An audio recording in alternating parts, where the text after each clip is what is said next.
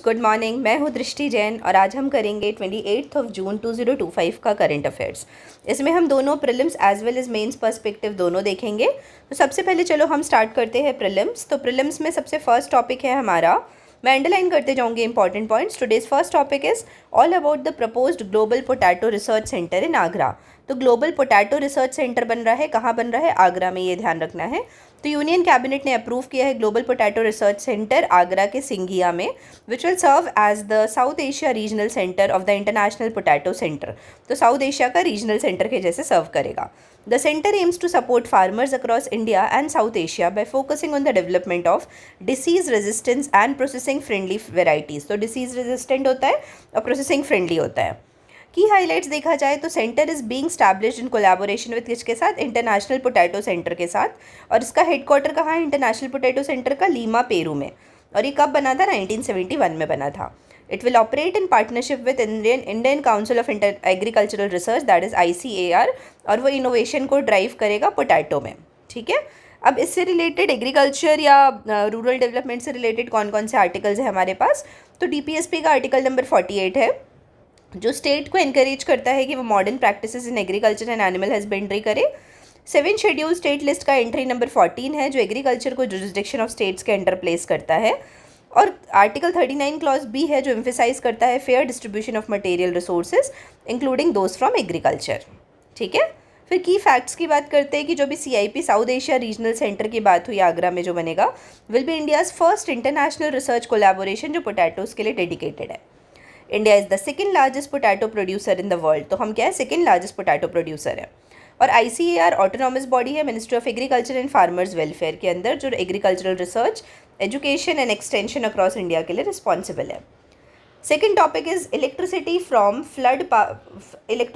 Flood power plant will start coming in July. तो बोल रहा है इलेक्ट्रिसिटी बनाएंगे फ्लड पावर प्लांट से, वो जुलाई में स्टार्ट हो जाएगी। The third and the final unit of Bandh super thermal power station in Aurangabad district, कहाँ की बात हो रही है? Aurangabad district in Bihar, is set to commence commercial electricity production कब? जुलाई 2025 से। तो ये 370 मेगावाट इलेक्ट्रिसिटी प्रोड्यूस करेगी। इसका क्या है की हाईलाइट्स क्या है कि बिहार के एलोकेशन के लिए 370 मेगावाट पावर देगी। NTPC इसको मैनेज करेगा, थर्मल वाला इसलिए। और एज ऑफ 2025 बिहार की टोटल इंस्टॉल्ड कैपेसिटी 7000 मेगावाट से ज़्यादा है। फिर पर कैपिटा इलेक्ट्रिसिटी कंजम्पशन जो बिहार में है remains lower than the national average. ठीक है। फिर लीगल प्रोविजंस की बात करते हैं तो article number 21, the right to life includes access to electricity as a part of right to live with dignity. ठीक है। तो राइट टू लाइफ क्या इंक्लूड करता है? Right to live with dignity. फिर आर्टिकल 39 क्लॉज बी की बात करते हैं तो इसमें equitable distribution of material resources की बात हुई है for the welfare of public. और 7 शेड्यूल कंकरेंट लिस्ट की बात करें एंट्री नंबर 38, तो उसमें इलेक्ट्रिसिटी एक कंकरेंट सब्जेक्ट है, जिसमें बोथ सेंटर और स्टेट को पावर मिली हुई है लॉज बनाने के लिए। अब की फैक्ट्स देखते हैं तो बांध सुपर थर्मल पावर प्लांट है, जो ये कोल बेस्ड फैसिलिटी है, जो कंट्रीब्यूट करता है 1 नेशन 1 ग्रिड के लिए। ठीक है।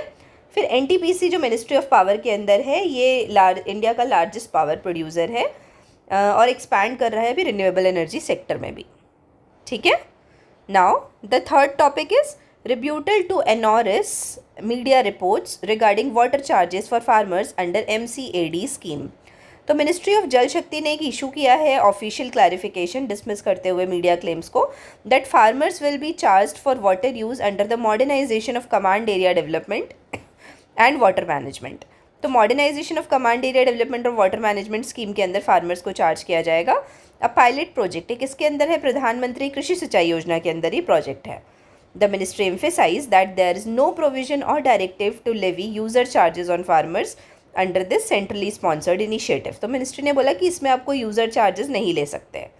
अब इसके की हाइलाइट्स क्या है कि ये स्कीम इंप्रूव करना चाहती है इरिगेशन की एफिशिएंसी को और इंश्योर करना चाहती है equitable water distribution and promote use of advanced technologies. ठीक है।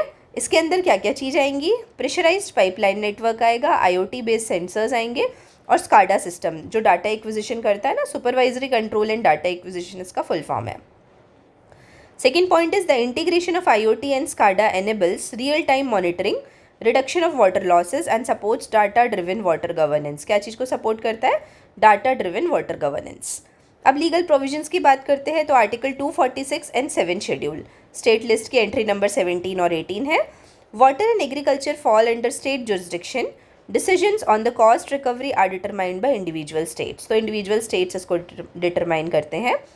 फिर आर्टिकल 39 क्लॉज बी की बात की जाए तो equitable distribution of material resources के लिए कॉल करता है, including water and to promote common good.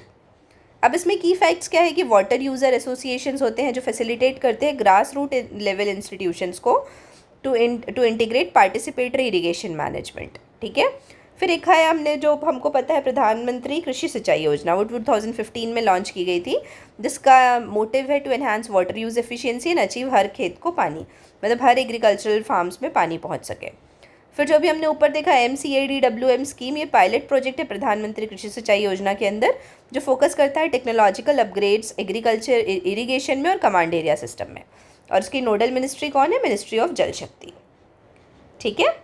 फिर नेक्स्ट टॉपिक है centre plans initiative to boost execution of tribal schemes. तो मिनिस्ट्री ऑफ ट्राइबल अफेयर्स ने एक 2 दिन का नेशनल कॉन्फ्रेंस रखा था, आदि अन्वेषण, जो विज्ञान भवन न्यू दिल्ली में हुआ था, जिसमें फोकस किया गया है to strengthen the delivery of tribal welfare. Uh key outcome of the event was launch of Adi Karmayogi initiative. कौन सा इनिशिएटिव? आदि कर्मयोगी इनिशिएटिव। इसमें क्या है, ये प्रोग्राम है designed a citizen focused and results driven approach के लिए, और ये इनिशिएटिव टारगेट करता है capacity building of nearly 20 lakh field level stakeholders. ठीक है। इसमें मिशन कर्मयोगी फ्रेमवर्क पे एनहांस कर रहा है कैपेसिटी बिल्डिंग के लिए। अब इसके लीगल प्रोविजंस की बात की जाए तो आर्टिकल 46 है, जिसमें एजुकेशनल और इकोनॉमिक इंटरेस्ट है शेड्यूल्ड ट्राइब्स के। 5th शेड्यूल है जो शेड्यूल्ड एरिया और शेड्यूल्ड ट्राइब्स के लिए है, जो नॉर्थ ईस्टर्न स्टेट्स में, क्योंकि नॉर्थ ईस्टर्न स्टेट्स के लिए कौन सा है? नॉर्थ ईस्टर्न स्टेट्स के लिए तो 6th है, और अदर देन नॉर्थ ईस्ट के लिए 5th शेड्यूल है। 6th शेड्यूल है नॉर्थ ईस्टर्न स्टेट के लिए त्रिपुरा, आसाम, मेघालय, मिजोरम। ठीक है। कि फिर की फैक्ट्स देखते हैं तो ट्राइबल पॉपुलेशन इन इंडिया कितना है? 8.6% of the total population is tribal. और सबसे ज़्यादा ट्राइबल पॉपुलेशन कहाँ है? महाराष्ट्र, मध्य प्रदेश, महाराष्ट्र, उड़ीसा, राजस्थान एंड झारखंड। अब पहले ट्राइबल वेलफेयर या ट्राइबल डेवलपमेंट के एफर्ट्स में क्या क्या आता था? तो वन बंधु Kalyan Yojana, Eklavya model residential schools और स्कीम्स लाइक ट्राइफेड। अब ट्राइफेड का फुल फॉर्म देखो, tribal cooperative marketing development federation of India. क्या है इसका full form? Tribal cooperative marketing development federation of India. ये मिनिस्ट्री ऑफ ट्राइबल अफेयर्स के अंदर आती है और ये सपोर्ट करती है ट्राइबल लाइवलीहुड को through the marketing of tribal products and forest produce. ठीक है। आई होप ये क्लियर होगा। फिर next topic is Dhole spotted again in Assam's Kaziranga. तो ढोल बोलते कई के लोग ये ढोले बोलते हैं, तो ये आसाम के काजीरंगा में वंस अगेन मिला है। तो इसका एक और नाम क्या है? Asiatic wild dog. ठीक है। और ये काजीरंगा कार्बी एंगलोंग लैंडस्केप है ना, काजीरंगा नेशनल पार्क के पास, वहाँ पे मिला है। ये कंफर्म किया है wild life institute of India के साइंटिस्ट्स ने। ठीक है। अब की हाईलाइट्स देखते हैं तो जो काजीरंगा कार्बी एंगलोंग वाला लैंडस्केप है और बायोडाइवर्सिटी रिच है। यहाँ पे टाइगर मिलेंगे आपको, लिपर्ड मिलेंगे, एलिफेंट्स मिलेंगे और राइनोज मिलेंगे। फिर wild life institute of India का हेडक्वार्टर कहाँ पे है? देहरादून, उत्तराखंड में है। और IUCN स्टेटस क्या है? ढोले का एंडेंजर्ड है ये ध्यान रखना। ठीक है, ये इंपॉर्टेंट है। और current range includes parts of central and eastern Asia with remaining populations in India. और मेजर थ्रेट्स क्या है ढोलेस का? Includes habitat destruction, fragmentation, loss of prey species and human wildlife conflict. अब जैसे wild life corridors है अमगूरी में, जो essential है species movement and maintaining genetic diversity के लिए। ठीक है। नाउ लीगल प्रोविजंस की बात करते हैं तो एनवायरनमेंट से रिलेटेड, वाइल्ड लाइफ से रिलेटेड क्या क्या लीगल प्रोविजंस है? आर्टिकल 48A जो डायरेक्ट करता है स्टेट को to protect and improve the environment and safeguard forest and wildlife. तो फॉरेस्ट एंड वाइल्ड लाइफ को सेफगार्ड भी करना है। फिर आर्टिकल 51A क्लॉज G की बात करें तो makes it a fundamental duty of every citizen to protect and preserve the natural environment. ठीक है।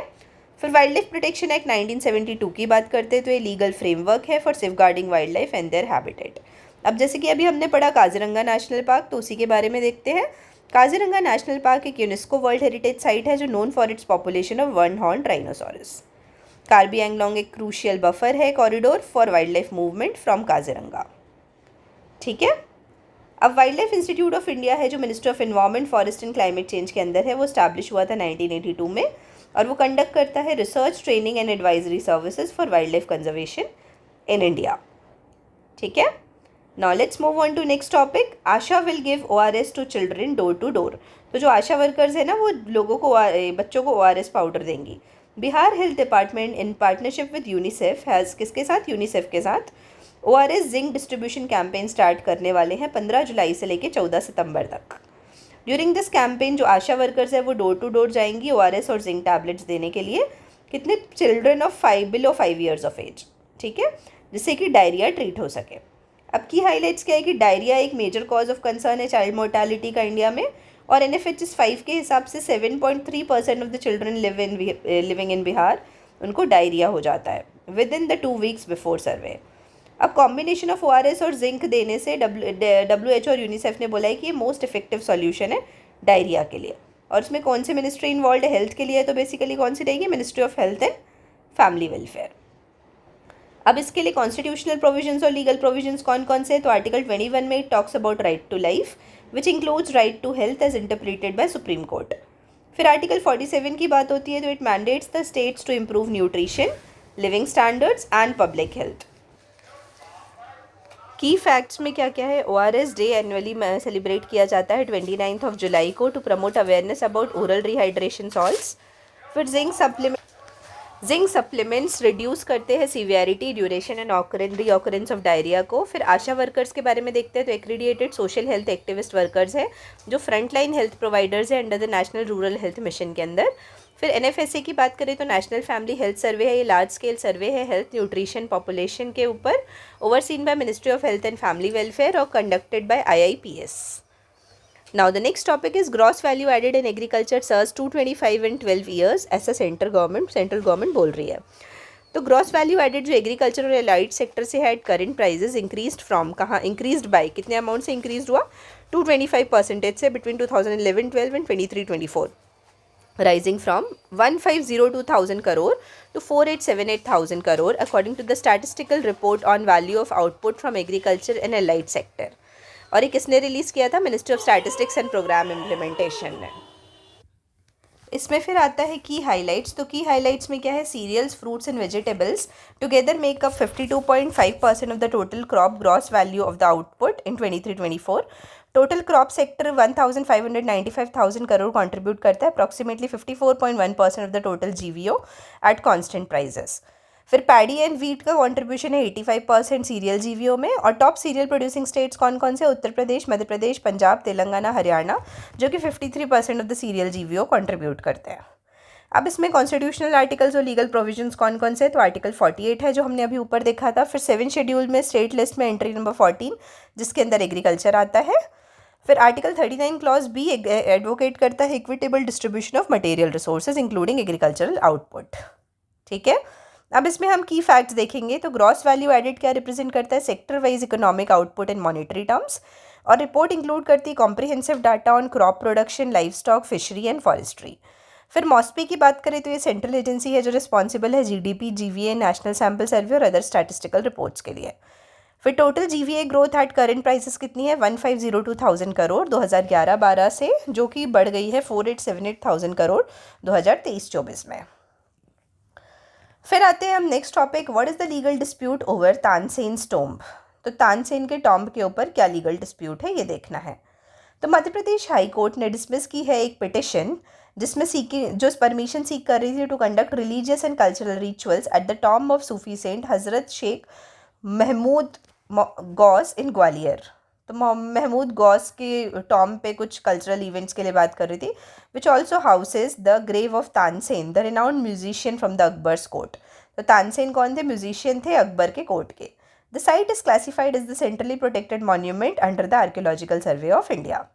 अब की हाईलाइट्स क्या है कि यहाँ पे टॉम्ब है शेख मोहम्मद गौस का, 1563 में कंस्ट्रक्ट हुआ था, एक प्रोमिनेंट एग्जाम्पल है मुगल एरा आर्किटेक्चर का। और तानसेन जो एक डिसाइपल थे मोहम्मद गौस के, ये भी इसी कॉम्प्लेक्स में इनको बरी किया गया है। The monument is regarded under the ancient monument and archaeological site and remains act 1958। और the structure includes multi tired platform, यहाँ पे छतरीज है, वरांडाज एंड आर्किटेक्चरल एलिमेंट्स हैं जो गुजरात के डिज़ाइन से इन्फ्लुएंस हुए हैं, ठीक है। अब इसमें हम कल्चर से रिलेटेड आर्टिकल्स देखेंगे तो आर्टिकल 49 है जो ऑब्लिगेट करता है स्टेट को to preserve monuments of national importance. Article 25 and 26 है जो रिलीजियस फ्रीडम गारंटी करता है within the limits of public order and laws. और कंकरेंट लिस्ट में एंट्री नंबर 40 है, जिसमें बोथ सेंटर एंड स्टेट का रोल है कल्चर को प्रिजर्व करने के लिए। फिर की फैक्ट्स की बात करते हैं तो तानसेन क्या थे, वन ऑफ द नवरत्नास थे एम्परर के कोर्ट में, जो composite cultural legacy of India को शो करते हैं। और जो ग्वालियर का टॉम्ब कॉम्प्लेक्स है वो ब्लेंड है Mughal and Indo Islamic style का। ठीक है, तो आई होप ये क्लियर होगा आप लोगों को यहाँ पे प्रीलिम्स वाला टॉपिक। हम आते हैं नेक्स्ट मेंस के टॉपिक में। तो वहाँ पे फर्स्ट टॉपिक है practising equality in constitutional courts. तो बोल रहा है कि हमको इक्वालिटी कैसे प्रैक्टिस करना है कॉन्स्टिट्यूशनल कोर्ट्स में। तो न्यूज़ में आते हैं तो अभी जितेंद्र काला versus state government of NCT Delhi 2025 में सुप्रीम कोर्ट ने री एग्जामिन किया है प्रोसेस को for designating senior advocates, reigniting concerns about judicial inequality, legal elitism and classification of advocates under the section 16। तो जुडिशियल इनइक्वालिटी, लीगल एलिटिज्म वगैरह के reference में बात की गई है, और सेक्शन 16 ऑफ एडवोकेट्स एक्ट 1961। अब की इश्यूज कौन कौन से रेस किए गए हैं, तो systematic inequality in legal profession. तो लीगल प्रोफेशन में कैसे सिस्टमैटिक इनइक्वालिटी है, तो classification of lawyers into senior advocates and other advocates, इसको क्रिटिसाइज किया जाता है क्योंकि ये एलिटिज्म फेवर करता है एंड लीगल हायरार्की क्रिएट कर देता है प्रोफेशनल रिकॉग्निशन के अंदर, जो प्रोफेशनल रिकॉग्निशन जिससे नहीं मिल पाता अच्छे से। This system reinforces exclusionary practices. तो एक्सक्लूजनरी प्रैक्टिसेस को रीइंफोर्स करता है, और स्पेसिफिकली जो मार्जिनलाइज्ड और नॉन एलाइड बैकग्राउंड से आते हैं उनको काफ़ी ज़्यादा इम्पैक्ट पड़ता है। फिर लैक ऑफ ट्रांसपेरेंट क्राइटेरिया। तो जो डिजिग्नेशन प्रोसेस है ना, इसका कोई ट्रांसपेरेंट क्राइटेरिया नहीं है, ये सब्जेक्टिव असेसमेंट पे बेस्ड है। फिर कोर्ट ने एक्नॉलेज किया है करंट सिस्टम जो हाईली सब्जेक्टिव है। इंदिरा जयसिंह केस में उन्होंने बोला था। अब कमर्शियलाइजेशन एंड सोशल बैरियर्स की बात करते हैं। तो जो सीनियर डिजिग्नेशन है tends to benefit lawyers and from well connected firms, जो अच्छे कनेक्टेड फॉर्म्स हैं और अर्बन सेंटर्स हैं वहाँ के लॉयर्स को बेनिफिट करता है, जो कमर्शियलाइजेशन ऑफ लीगल प्रैक्टिस के लिए रिस्पॉन्सिबल है। फिर ये जो प्रैक्टिस है ये लिमिट करती है upward mobility of lawyers from rural, backward and socially excluded communities से।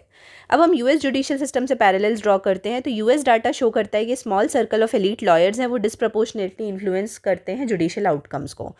ऐसे ही सिमिलर पैटर्न इंडिया में भी एमर्ज हो रहा है, जहाँ पे access to courts is increasingly influenced by caste and class divisions. ठीक है, फिर judicial inertia and missed reforms के बारे में बात करते हैं। तो despite revisiting the issue in 2025 the supreme court did not refer section 16 of the advocates act to a larger bench. तो बोल रहे हैं कि सुप्रीम कोर्ट की ये मिस्टेक थी कि उन्होंने सेक्शन 16 को एडवोकेट्स एक्ट का पार्ट है उसको लार्जर बेंच को रेफर नहीं किया। ठीक है, उसके बाद reform proposals from the Indira Jaising judgment and the national lawyers campaign for judicial transparency and reforms, उसको भी नहीं अडॉप्ट किया गया। अब लेकिन इसके लिए हमको कुछ सजेशंस तो डिस्कस करने हैं। तो सजेशंस क्या है कि प्रेसिंग नीड है सेक्शन 16 को अमेंड करने की, जिससे कि सब्जेक्टिविटी और ओपेसिटी एलिमिनेट हो सके। और कोर्ट ने एस्टैब्लिश करने objective, transparent and inclusive criteria. Reforms चाहिए जिससे कि caste, class, gender disparities tackle हो सके। अब हम प्रमोट कर सकते हैं democratic participatory framework within the legal institutions. Bar council और जुडिशरी को एक साथ काम करना चाहिए to build an egalitarian legal system, जिससे फेयर एंड इक्विटेबल अपॉर्चुनिटी मिल सके हर प्रैक्टिशनर को। नेक्स्ट मेंस का टॉपिक है न्यू न्यूक्लियर डील। तो conditions are ripe for Washington to negotiate a successor to JCPOA। तो JCPOA का 1-2 साल पहले काफ़ी न्यूज़ में था। तो JCPOA क्या है? Joint comprehensive plan of action. US ने जो एयर स्ट्राइक्स की है ना ईरान के न्यूक्लियर फैसिलिटीज़ में, कौन कौन सी है? फोर्दो, नंतान्स और इस्फाहान। ये न्यूक्लियर फैसिलिटी है। यहाँ पे हाईली एनरिच्ड यूरेनियम पे काम होता है, और यूएस ईरान इजराइल एक्सेस पे ये चल रहा है अभी स्ट्रैटेजिक उस पर। तो ये न्यूक्लियर, ऐसा बोला जा रहा है कि ये सिचुएशन प्रेजेंट करती है अपॉर्चुनिटी को जहाँ पे यूएस परस्यू कर सकता है न्यू न्यूक्लियर एग्रीमेंट, और जिससे joint comprehensive plan of action को रिप्लेस किया जा सकता है। अब की इशूज़ कौन कौन से? कि इफेक्टिवनेस ऑफ यूएस स्ट्राइक्स। तो actual extent of damage to Iran's underground facility, अभी तक एक्चुअल डैमेज पता नहीं चला है। और GBU-57 bunker blasting bombs use हुए थे, वो सजेस्ट करता है कि फोकस्ड एफर्ट है डिस्ट्रॉय करने के लिए क्रिटिकल न्यूक्लियर इंफ्रास्ट्रक्चर का। कौन से बॉम्ब? GBU-57। अब कंसर्न क्या है high enriched uranium stock pile में? कि ईरान के पास 60 kg of high enriched uranium है फॉर्डो में, और पोटेंशियली ओवर 100 kg है ओवरऑल यदि बाकी न्यूक्लियर रिएक्टर्स का भी मिलाएंगे तो। रिपोर्ट सजेस्ट करती है कि जो कुछ हाई एनर्जी यूरेनियम है वो रीलोकेट कर दिया गया है अटैक के पहले। अब स्ट्रैटेजिक इम्प्लीकेशन क्या है यूएस और इजराइल के? US remains cautious about prolong military engagement, और इजराइल प्रिवेंट करना चाहता है न्यूक्लियर आर्म्ड ईरान को। लेकिन ईरान की न्यूक्लियर सुपर सर्वाइविलिटी क्या है कि वो डिस्पर्जल स्ट्रैटेजी है हाई एनरिच्ड यूरेनियम के लिए, और even if located neutralising HEU would likely require full scale military intervention. तो यदि आपको इसको हटाना है तो फुल स्केल मिलिट्री इंटरवेंशन लगेगा। लिमिटेशंस क्या है मिलिट्री स्ट्रैटेजी की कि air strikes only temporary setbacks दे सकता है ईरान के न्यूक्लियर प्रोग्राम को, और इससे पॉलिटिकल और रीजनल कॉन्सिक्वेंसेस डेवलप हो सकते हैं। लेकिन इसके लिए हमको कुछ लॉन्ग टर्म सॉल्यूशन तो चाहिए।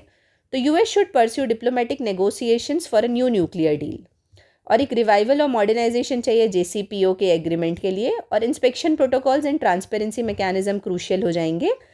And India and other global actors should play a constructive role in multilateral efforts to prevent nuclear proliferation, जिससे कि रीजनल स्टेबिलिटी काफ़ी ज़्यादा अच्छी हो सके अपने रीजन में। ठीक है, आई होप ये क्लियर होगा आपको दोनों मेंस और प्रीलिम्स का टॉपिक। अब हम शाम को मिलेंगे प्रीलिम्स के 5 क्वेश्चन और मेंस के 2 क्वेश्चन को लेके। ठीक है, तब तक के लिए आप सभी को बहुत बहुत धन्यवाद। इसको आप लोग रिवाइज करते जाइए और सभी को ऑल द वेरी बेस्ट। ठीक है, थैंक यू।